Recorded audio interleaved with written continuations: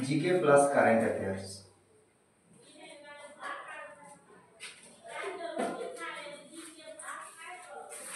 আমরা আজকে মোবাইলে কথা বলতে বলতে, চা খেতে খেতে বা চা পান করতে করতে কিছু শিখে দেব।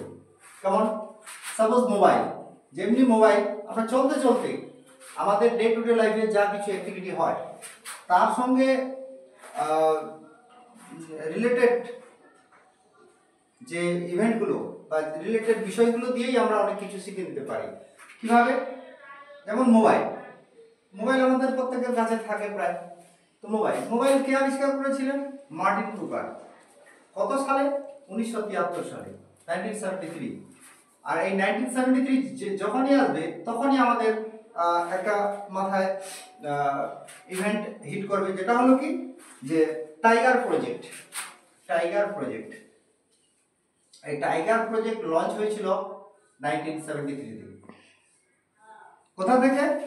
From Jim Corbett national park থেকে। জিম করবেট ন্যাশনাল পার্ক, যেটা রয়েছে উত্তরাখণ্ডে। উত্তরাখণ্ড। এটা এস্টাবলিশ হয়েছিল কখন? ইন দ্য ইয়ার 1936। আর এই জিম করবেট ন্যাশনাল পার্ক যেটা রয়েছে কোন নদীর তীরে? যেটা হচ্ছে রামগঙ্গা নদীর তীরে। Ramganga on the banks of the river Ramganga রিজার্ভায়ার। Ramganga আবার কার উপনদী? রামগঙ্গা হলো গঙ্গা নদীর উপনদী।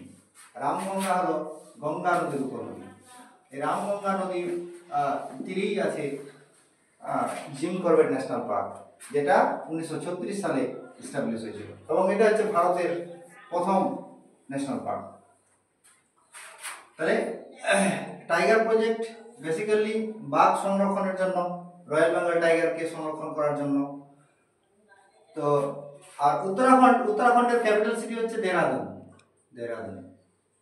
আর একটা আছে গ্রীষ্মকালীন ক্যাপিটাল সিটি, যেটা হচ্ছে ভারাডিসেন। এটা হচ্ছে উইন্টার, শীতকালীন। আরেকটা হলো ভারাডিসেন, যেটা হলো summer, during summer. So Dehradun যখনই দেখো, দেহরাদুনের সঙ্গে আমাদের দুটো জিনিস মনে রাখতে হবে: সার্ভে অফ ইন্ডিয়ার হেডকোয়ার্টার এবং ফরেস্ট সার্ভে অফ ইন্ডিয়ার হেডকোয়ার্টার হচ্ছে এই দেহরাদুন। সার্ভে অফ ইন্ডিয়ার headquarter Dehradun, forest survey of ইন্ডিয়ার হেডকোয়ার্টার দেহরাদুন। তো আর এই যে টাইগার প্রজেক্ট, এটা কোন মিনিস্ট্রি আন্ডারে রয়েছে? The ministry of environment, forest and climate change.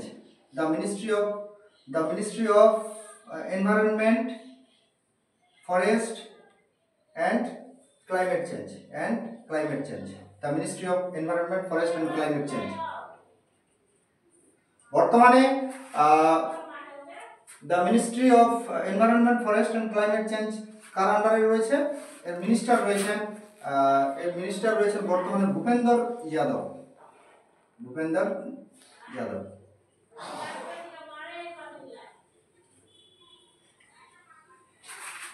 তো এইভাবে আমরা এই মোবাইলের সঙ্গেই মোবাইলের আবিষ্কর্তা এবং মোবাইলের আবিষ্কারের সালটার সঙ্গে আমি টাইগার প্রজেক্ট লিঙ্ক করে দিলাম। তার সঙ্গে আরো অনেকগুলো ঘটনা চলে আসলো। এই পয়েন্টগুলো এইভাবে আমরা শিখে নিতে পারি।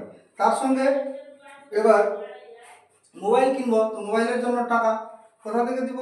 আমরা মোবাইলের ফোনপের মাধ্যমে টাকা দিতে পারি। অনলাইন পেমেন্ট করলেই ফোনপের আবিষ্কর্তাকে, ফোনপে যেটা আবিষ্কার করেছিলেন সমীর নিগম।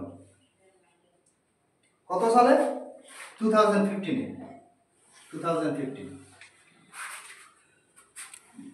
এবার যখনই 2015 আসবে তখনই আমাদের কিছু স্কিমের কথা মনে চলে আসবে।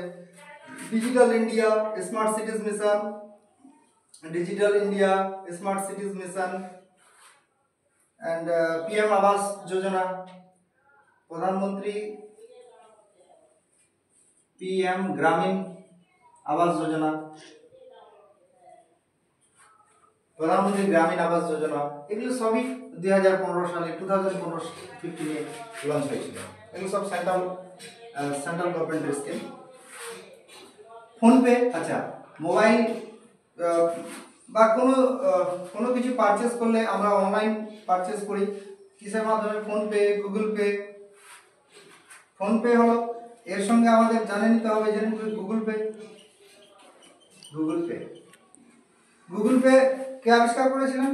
Google Pay in the year 2017 by Ambarish খাঙ্গি।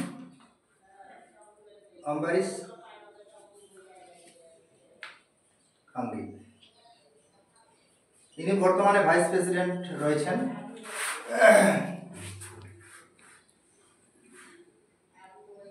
আম্বারিশ Kenghe vice president আছেন গুগল পে। সো আমাদের মেনলি এখানে লঞ্চ ইয়ারটা দেখতে হবে 2017। এবার আমরা কোনো জিনিস, এই মোবাইলটাই আমরা কিনতে পারি কিসের মাধ্যমে? ফ্লিপকার্টের মাধ্যমে। ফ্লিপকার্ট এবার কে আবিষ্কার করেছিলেন? এটা হচ্ছে 2007 কল্যাণ কৃষ্ণমূর্তি। ওকে। ফ্লিপকার্ট তো আবার অ্যামাজনের মাধ্যমে ক্রয় করা যায়। অ্যামাজন যেটা হচ্ছে 1995-এ এস্টাবলিশ হয়েছিল, এবং 1995-এ এস্টাবলিশ হয়েছিল, যেটা হয়েছিল ইউএসএতে, বাট ইন্ডিয়াতে লঞ্চ হয়েছিল ইন দ্য ইয়ার 2013-এ। ইন্ডিয়াতে লঞ্চ হয়েছিল। আর অ্যামাজনের ফাউন্ডার ছিলেন কে? অ্যামাজনের ফাউন্ডার হচ্ছেন জেফ বেজোস।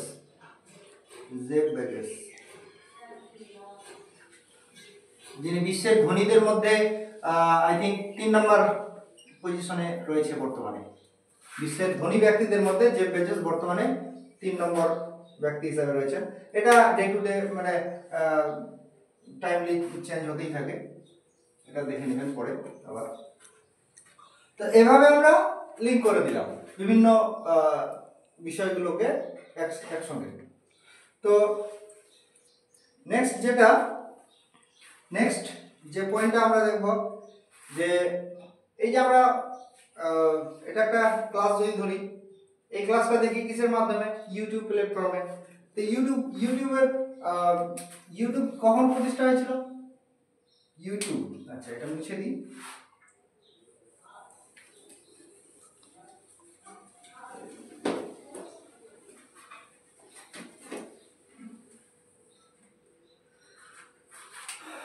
ইউটিউব এটা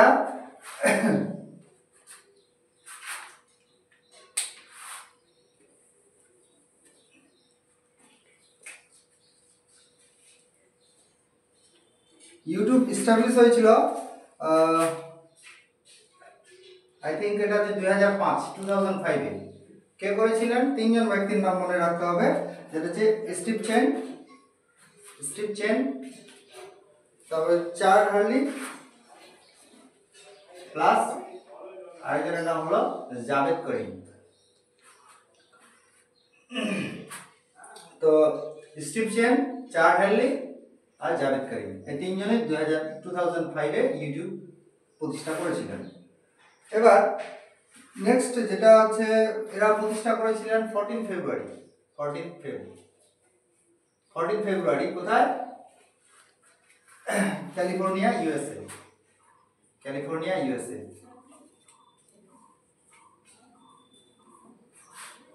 তো এই 2005-এ আবার আমাদের right to information act, RTI act pass হয়েছিল। Right to information act.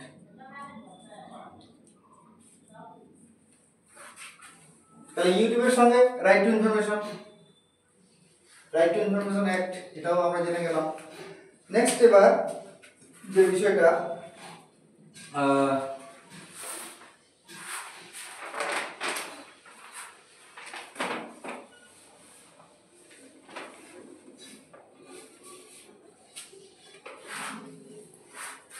Cycle.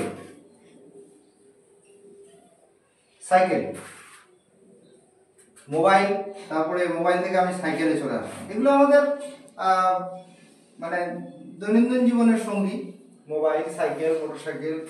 Cycle was invented in the year 1817 by German Baron Karl von Drais.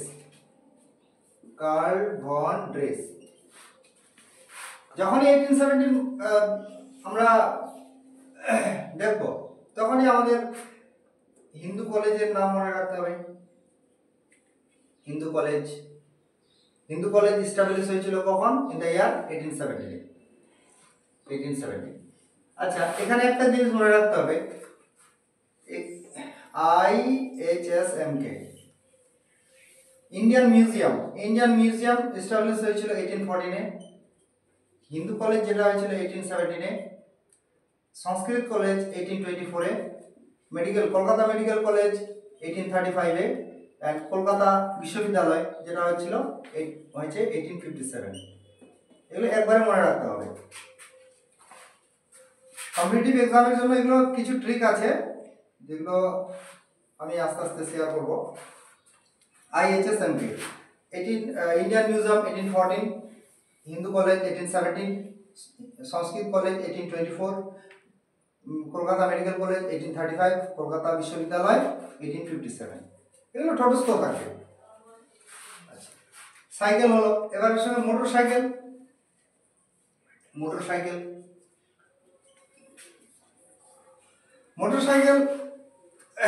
যেটা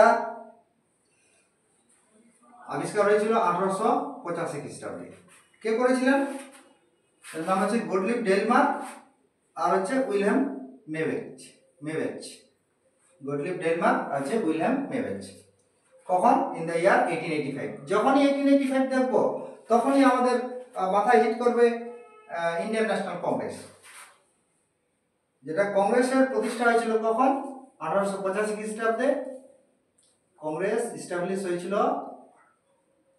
1885। ডেটটা হলো I think 28 December Congress establish হয়েছিল। কংগ্রেসের প্রতিষ্ঠাতা কে ছিলেন? যখন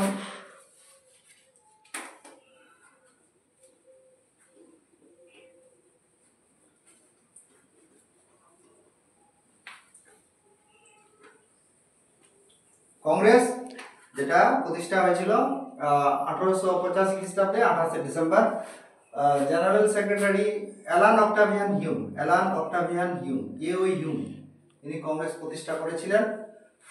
মানে কংগ্রেসের ফাউন্ডার হচ্ছেন অ্যালান অক্টাভিয়ান হিউম। এবং কংগ্রেস যে প্রতিষ্ঠিত হয়েছিল যখন 1885 28 ডিসেম্বর, কোথায় হয়েছিল?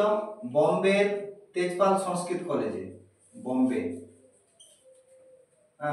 তেজপাল সংস্কৃত কলেজে 72 জন ডেলিগেটস নিয়ে এটা মানে প্রথম যে অধিবেশনটা হয়েছিল, 72 জন ডেলিগেটস উপস্থিত ছিল প্রথম অধিবেশনে। আর কংগ্রেসের প্রথম অধিবেশনের সভাপতিত্ব করেছিলেন কে? প্রেসিডেন্ট ছিলেন উমেশ চন্দ্র ব্যানার্জি।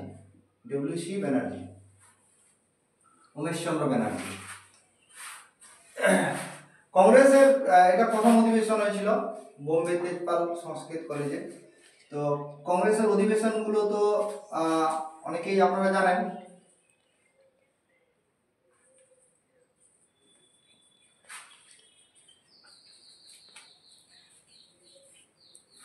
বোম্বে, ফার্স্ট টা আছে বোম্বে, তারপর এটা কলকাতা, দ্বিতীয়টা কলকাতা।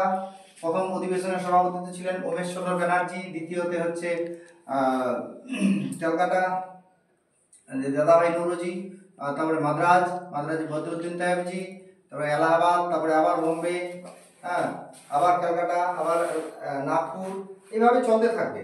যাই হোক, এটা আজকে ডিসকাশন করবো না আমি। কংগ্রেসের অনেক অধিবেশন রয়েছে।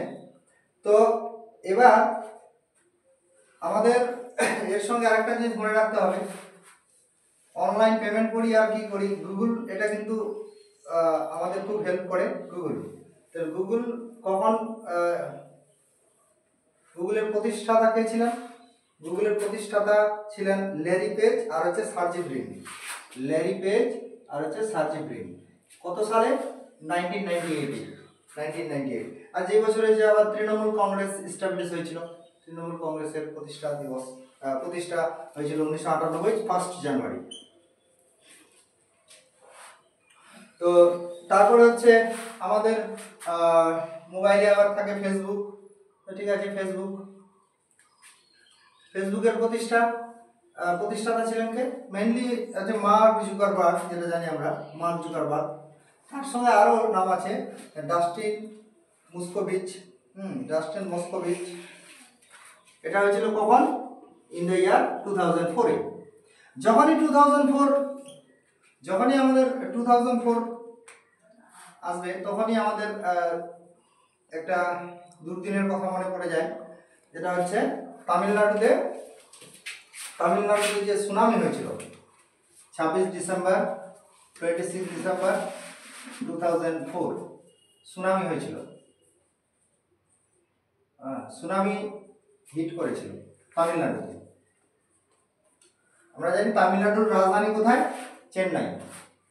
তামিলনাড়ুর রাজধানী চেন্নাই। চেন্নাইয়ের আগে নাম কি ছিল? মাদ্রাজ। মাদ্রাজ থেকে চেন্নাই হয়েছে।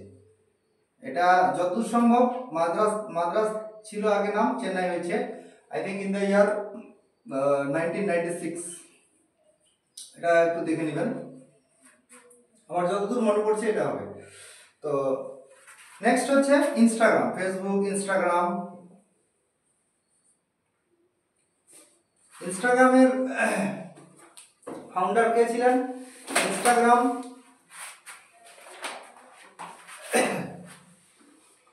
যেটা ফাউন্ডার ছিলেন কে?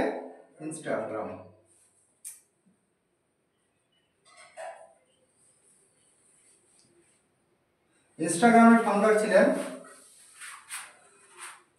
কেভিন সিস্ট্রম আর হচ্ছে মাইক ক্রিজার। কেভিন সিস্ট্রম আর মাইক ক্রিজার ইন দ্য ইয়ার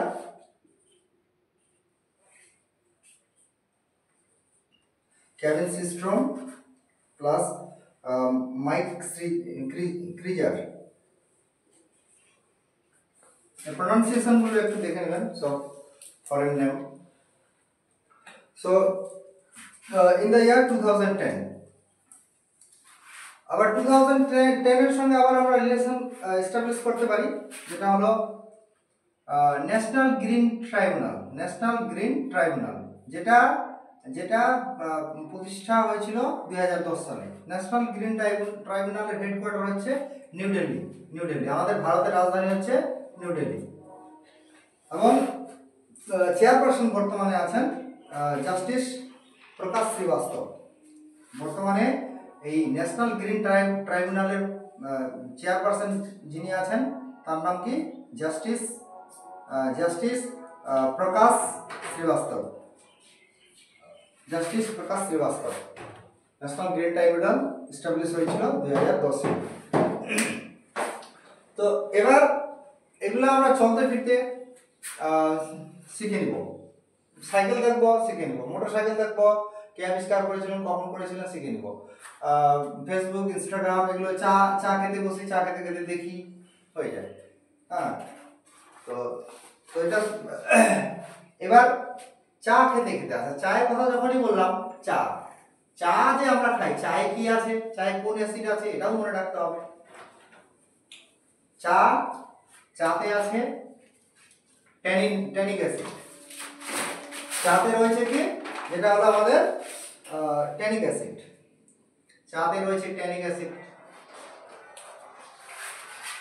বাজারে আমরা কমলা লেবু কিনি, অরেঞ্জে কি অ্যাসিড আছে?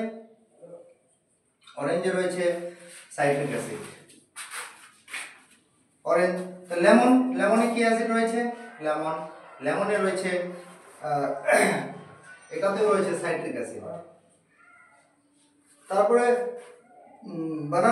বানানাতে কি অ্যাসিড রয়েছে? Malic acid. এটাতে ম্যালিক অ্যাসিড। ট্যামারিন্ড, তেঁতুলে কি অ্যাসিড রয়েছে? ট্যামারিন্ড, তেঁতুলে রয়েছে tartaric acid. Tartaric acid. Next, পিঁপড়ের হুলে যেটা হচ্ছে অ্যান্ড স্টিংসে কি রয়েছে? অ্যান্ড স্টিংস, পিঁপড়ের হুলে রয়েছে formic acid. Formic acid, formic acid, এবং এই ফর্মিক অ্যাসিডের কেমিক্যাল নাম হচ্ছে HCOOH। আচ্ছা, অ্যাসিড যে বললাম, অ্যাসিড আবার কি? অ্যাসিড একটা স্কেল আছে যার ভ্যালু পিএইচ ভ্যালু, পিএইচ মানে potential of hydrogen, pH value যদি 7 হয় তাহলে ওটা নিউট্রাল থাকে। 7 এর থেকে যদি পিএইচ ভ্যালুটা যদি বেশি হয়, পিএইচ ভ্যালু 7 এর থেকে বেশি হলে তাহলে ওটা হয়ে যাবে বেস বা ক্ষার। পিএইচ ভ্যালু 7 এর থেকে কম হলে ওটা হয়ে যায় অ্যাসিড। আচ্ছা, আমরা যে পেস্ট ইউজ করি সেটা অ্যাসিড না বেস? আমরা যে পেস্টটা ইউজ করি সেটা হচ্ছে বেস, অ্যাসিড, সরি ক্ষার। আমরা যে টুথপেস্ট ইউজ করি সেটা হচ্ছে ক্ষার। তাহলে এই পিএইচ ভ্যালুর যে স্কেলটা আছে, পটেনশিয়াল অফ হাইড্রোজেনের যে স্কেলটা রয়েছে তার 0 থেকে 14 পর্যন্ত থাকে। মানে পিএইচ ভ্যালুটা 0 থেকে 14 পর্যন্ত দেওয়া থাকে। মানে লোয়েস্ট হচ্ছে 0, হাইয়েস্ট হচ্ছে 14। 7 হচ্ছে নিউট্রাল, আর 7 এর বেশি হলে ক্ষার, 7 এর কম হলে অ্যাসিড। আচ্ছা, তার সঙ্গে আরেকটা দৈনন্দিন জীবনে আমাদের ইউজ হয় যেটা হচ্ছে আমরা বাড়িতে রান্নাঘরে অনিয়ন, পেঁয়াজে কি আছে? পেঁয়াজে পাওয়া যায় সালফার। এমনকি বিউটি পার্লারে সেখানে কিন্তু এই সালফার ইউজ হয়, সালফার। তো এইভাবে আমরা বিভিন্ন ঘটনাকে লিঙ্ক করতে পারি, বিভিন্ন বিষয়কে লিঙ্ক করতে পারি। ওকে, থ্যাংক ইউ।